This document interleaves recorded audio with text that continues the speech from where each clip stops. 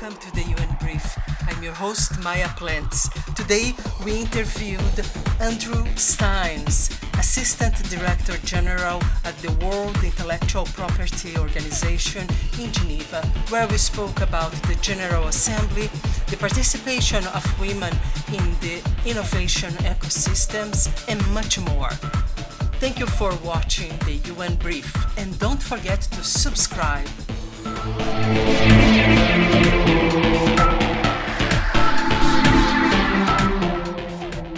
We also spoke about the value of geographic indications for agricultural products, as well as trademarks and patents.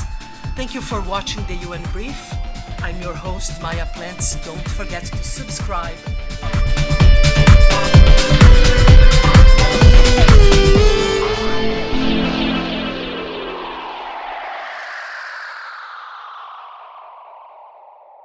So we had nearly 1,000 participants, both in the room and joining remotely.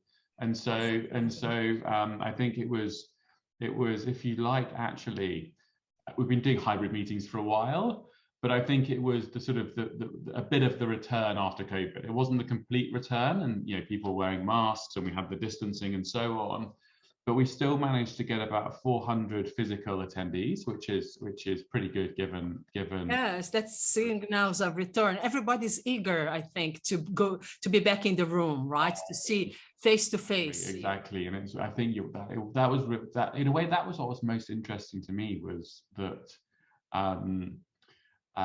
previously there'd been hybrid meetings, and they really were sort of hybrid meetings. Whereas this time you felt that many that sort of, if they weren't sure but they could come, were able to come. And so it was still this mixed version. As I said, we had several hundred people in the room on the first day. And we had, I think, the vast majority of interventions even were done in person by people physically there. And just people, body language and so on. It was, you could tell people were happy to be back. It was great to see the building alive again, because I joined as part of Darren's team in January, and it's been lovely. People have been very welcoming, but much of my engagement has been like this. It's been over video conferences and Skype calls or Teams calls or Zoom calls, and so it was nice just to have so many people back and to bring the building to life a little bit as well. And then in parallel, we're, like many agencies, we're in the process of bringing people back to the office. And so we're in that process as well of bringing people back to the office. So, COVID is with us for a while, but I think we're starting to learn to live with it to some extent. So tell us a little bit, what were the main takeaways from this General Assembly? I know that there are some issues regarding gender and intellectual property, women's participation on the international sphere, and what does that mean for innovation? Yeah, so this is interesting, and it's one where I think it's a topic that's increasingly rising up the agenda. I mean, women have been frankly underrepresented in innovation and in IP filings. I mean, the good news, I think, is that women's engagement, women's involvement has increased. Women's role in innovation has increased. One way we can measure it is by looking at our PCT, our Patent Cooperation Treaty, which is, I feel like, the international patent application. We can look at those filings and we can see if there is a woman named on those as part of the applicants, and that has gone up. It's gone up. If you go back to the turn of the century, so 20 years ago, it was around only 10%, but 10% of applications had a woman named as an applicant. Now it's 16.5%. So the good news, if there is good news, is there's clearly greater involvement. It's clearly the gap is narrowing, but it goes without saying the gap is still pretty big. It's still only 16.5%, and so we can't congratulate ourselves too much. I think if you continue that trajectory, you're talking about another 40 years till parity, which is far too long. And women's involvement, I think, has been it has been a little bit focused on certain sectors. So women, I think, are stronger in some sectors than others. Particularly life sciences, for example, is one where there has been a lot of female participation.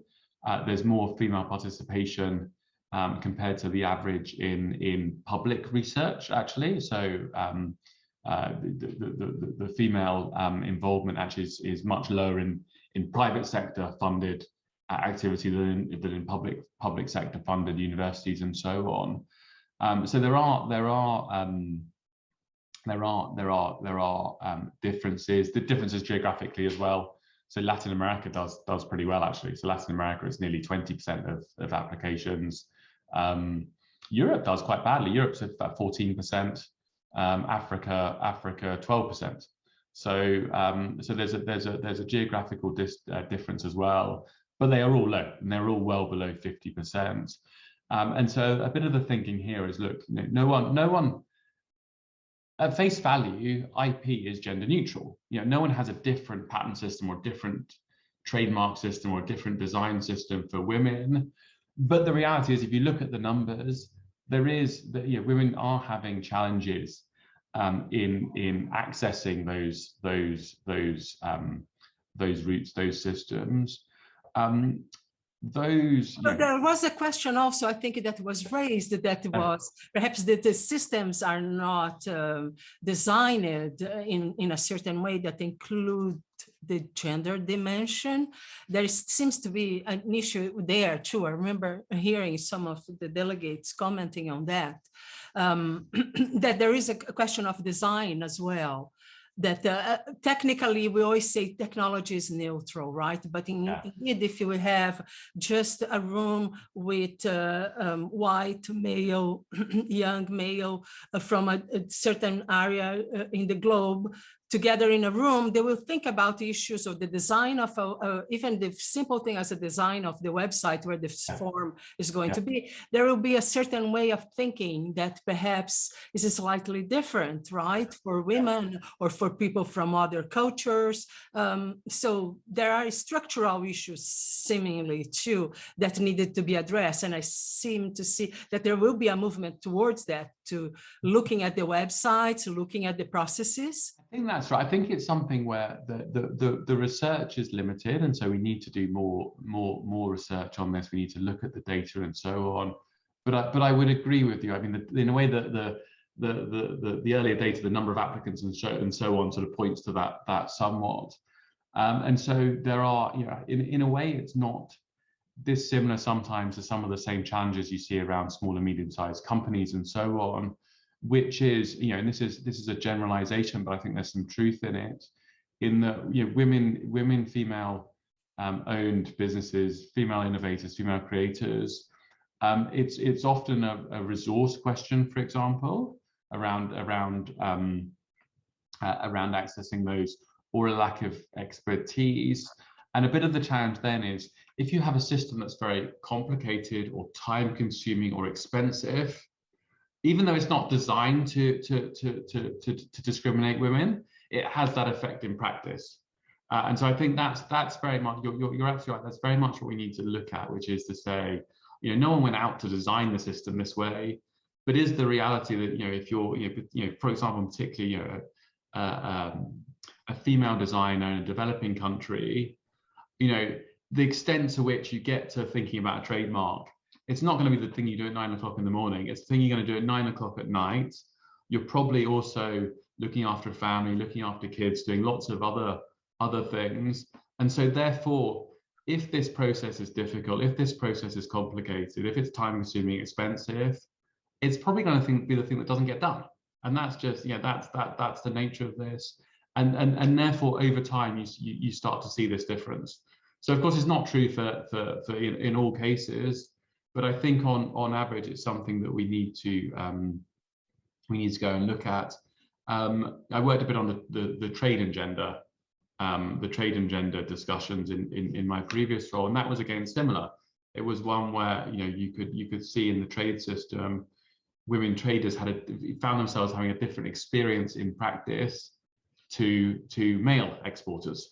They had a different experience. So I think this is one where we now need to take some of those learnings to the IP system and say, do women get the same experience as men do?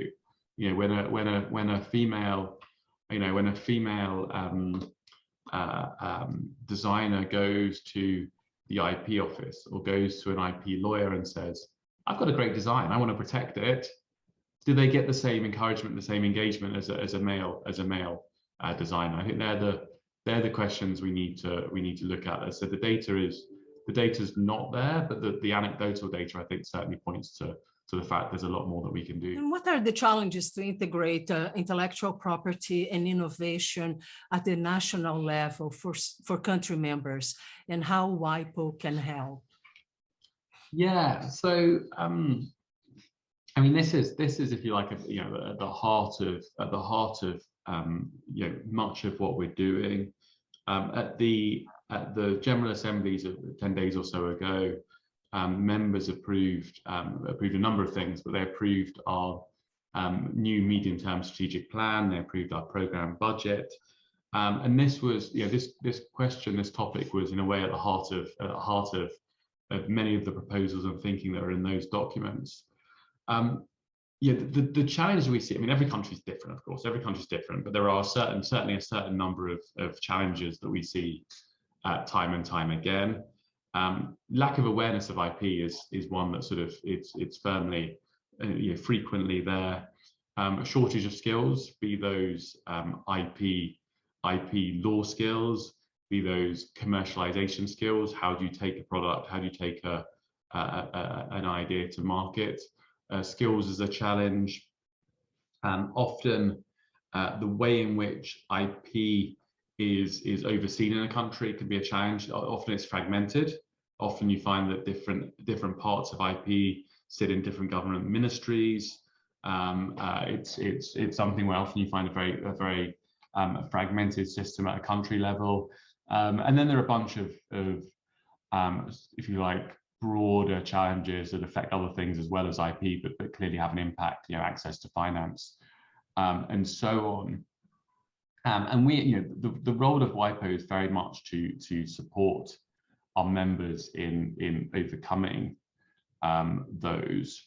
IP awareness is you know, under my boss, the new Director General Darren Tang, is very much sort of front and center of his thinking, which is very much an effort to move IP beyond just being something that IP lawyers talk about. So it's not just something where, you know, it's you know, let's be honest, it's a technical, legal, I won't say boring, but many would find it a boring legalistic topic. They're happy to push it and say this is just for the lawyers, and the lawyers will do what needs doing. Our effort is very much is to shift that and to move away, if you like, from this sort of IP theology, and really take IP out and say, actually, IP matters for pretty much everyone, everywhere. And it matters not because it's important in itself, but because it actually links to creating stronger societies, more jobs, better paid jobs, economic growth, and so on. So there's a lot of outreach, awareness raising that we're trying to do to try and, if you like, bring IP alive, and to bring it alive in ways that actually, as I said, they move a little bit away from talking about, you know, IP law or treaties, or to be honest, even about WIPO. You know, WIPO is a UN organization. You know, we're trying to move the conversation to being a conversation about designers, often female designers, often small and medium-sized companies, creators, innovators that have had an idea and then have used IP as a tool to extract some you know, an income from that, a better life from that, you know, to build, create jobs in their society and so on. So to really to find stories and to show actually how IP can work in practice, and you know, we've got a great comms team that's sort of been scouring the world for these stories. You know, there's trainers in, you know, a trainer manufacturer in Kenya, there's sanitizer in Uganda, there's Penja pepper, which is a famous one, Penja pepper, which they've taken a pepper from Cameroon and managed to sell it globally by using a geographical indication.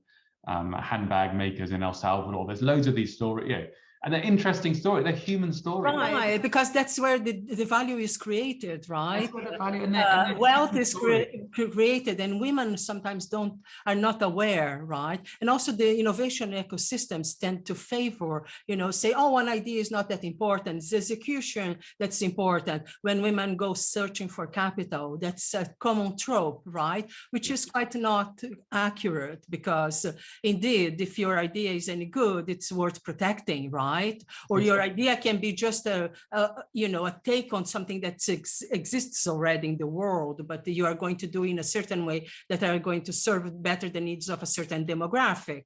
So yeah, the value extraction really is there. And it's, as you said, there isn't this awareness. When we think about intellectual property, we tend to think of something that lawyers do, and you're going to protect if it's an industrial, something very complex, deep tech, but it's not true. And tell us a little bit about the creative sectors also, because you are very big there. There are lots of patents that are being deposed with WIPO, right? What are the challenges there, and what do you see is the future of the creative sector in terms of patents? Is, if you like, we see there are several, if you like, types of intellectual property.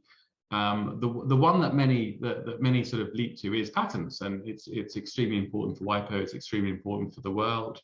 Patents to protect often very complicated technologies or concepts. Actually, what we're also trying to encourage is greater awareness of, exactly as you said, other parts of IP. So trademarks, for example, is hugely important. Because actually, if you're a small company, often you don't have the need for a patent application, but you may have a strong brand you want to protect and can protect quite easily. You talked about the creative industries, design, for example. Design is hugely important. Again, back to gender, you often find actually many design industries there's a much greater female participation than in other innovative sectors. And so that's enormously important. And then the creative industries more generally. Books, art, film, and so on. Typically protected through copyright and other similar types of protection mechanisms.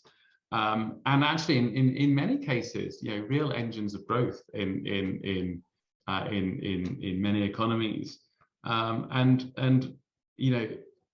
increasingly globalized as well. I mean, we're all watching Squid Game from the Republic of Korea at the moment, and you're seeing the richness that's out there. And in some ways, across all of those spheres, our job is to say, pretty much every country in the globe, let's be clear, every country in the globe has this rich set of creative and innovative assets. In some cases, it's as you said, it's the creative industries. In some cases, it's ideas. In some cases, it may be folklore or genetic resources. There's a whole range of different assets there. And our job as WIPO is really to support our members in putting into place, if you like, a national IP strategy that's designed to help them unlock the value from all of that. So we spend a lot of time working with our members to help them build a strategy, if you like, a portfolio of domestic policies that help the country to create, manage, develop, protect their IP, their ideas, their creative product, and then to turn those into good outcomes, to turn those into, as we talked about, jobs or greater income or stronger societies and so on. So that's a fair bit of our effort is directed towards supporting countries build those, create those IP strategies. And I think we've gone from, this is something that, again, the world has shifted in this area. If you go back 10 years,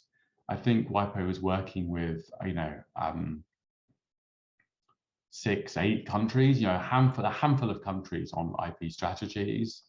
And then you fast forward a year or so, a decade or so later. So by last year, I think there are about 80 or more than 80 men. IP, I think if you go back, you know, 10, 15, 20 years, was really the preserve of a small group of economies.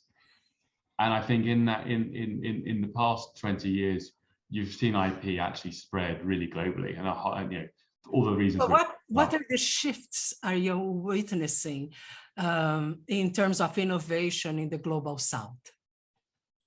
So we are there has been a shift. There's been a shift.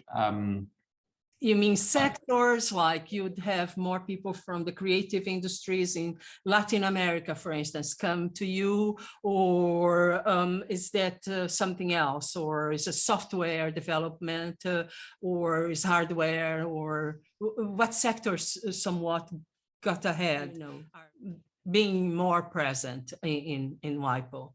Yeah, so I mean, we cover the full range of IP, and so therefore what you tend to see is in many developing economies, there are a number of particular sectors or products where we've seen perhaps particular appetite in IP.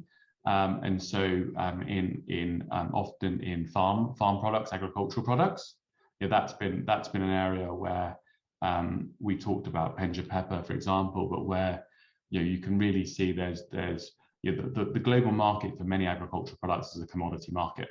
You know, it's one where it's hard to drive value. But what we've seen in many economies is countries have seen the potential, given the unique nature of how and where they grow a product, to use either a trademark or geographical indication, put that around it, to create a brand, if you like, around the product, and to create a lot more income as a result. So instead of selling coffee or pepper or rice into a global market where it's just another sack of the product that sits alongside every other product, to say, no, this is different, this has a value, this has something that is worth paying for, and therefore to earn an a greater income from that. So that is certainly taking a page from the playbook of France, for instance, with its wines and terroir, no, that soil, climate, matters. Exactly. And I think other countries are finally realizing, not only because their products are unique to that region, but also because there are significant impacts. Very curious is the Amazon rainforest, which is very rich in so many plants and you know, products that can be also again commercialized with a differential. How is that working within the system, the WIPO system? So we have our we have what we call it's not a sexy name, the Intergovernmental Committee, which is the IGC, which is one of our committees that looks at these very issues, that looks at genetic resources, it looks at traditional cultural expressions, it looks at folklore. So it looks at some of these issues, and it's if you like the forum here where member states can discuss exactly those issues. How can they, where they have very rich genetic resources, how can they ensure that they benefit from products that use those inputs? So that is that's one of our very important committees. I'm pleased that actually at the General Assembly, to bring it back to the General Assemblies, at the General Assemblies 10 days ago, the members agreed to basically agreed on a work program for the next 2 years. So the IGC now has a work program for the next 2 years that will go and look at each of these issues in more depth and allow the members to negotiate and discuss what sort of frameworks might be appropriate at an international level to put around those. Right, because there isn't really much yet in terms of a framework to look at how to protect or how to evaluate or how to support the agricultural sector in these countries, let's say in the rainforest. How do we create frameworks that help innovators and people in the agricultural sector understand the value of what they are cultivating? Yeah, so I mean, look, the agricultural sector itself is very broad, and so as you said, I mean, it's whether it's using geographical indications like France or trademarks, there are a number of ways that you can protect your agricultural product, if you like. But you're right on things like genetic resources. There, the international framework is, there's not an international framework in the same way, but that's one where very much in the IGC discussions, that's very much one of the topics that is discussed there, which is member states trying to reach a common agreement on what that framework might look like. So to finish it up, what are you looking forward in this coming 2 years in the program that was agreed? Program of work that was agreed? So I mean, look, there is a huge range of activities there. But for me, I mean, look, we talked a bit about awareness raising and this, taking IP to the ground, taking IP to beyond the IP theology. And to me, that's particularly exciting. And we're looking at how we engage with youth, for example. How do we engage with young people? Because young people are today's, but also tomorrow's creators, innovators. And if we can't persuade young people of the benefit of IP, then we've got some real challenges ahead. So a lot of the outreach work, I think, is really exciting. SMEs, so I think the importance of small and medium-sized enterprises has really leapt up the international agenda. They're, what is it? 9 out of 10 businesses, half of all GDP. But again, it's a constituency that's perhaps been a bit neglected. IP in many ways has long been seen as the preserve of big companies. Big companies, back to the IP lawyer point, big companies with an IP council that sits there that can manage all of this for them. And so a bit of what we're trying to do is to say, no, actually, this is not just for big companies. This is for small and medium-sized companies as well. How can we really engage in working with business associations in our member states? How can we reach out and engage with SMEs to try and build understanding and encourage them to see the benefit of IP for their businesses, for their day-to-day life. And then in terms of my role specifically, there are a number of, I oversee the operational platform in WIPO, and so we've got a number of interesting projects. Digitization, of course, like many organizations, digitization is very much top of our agenda.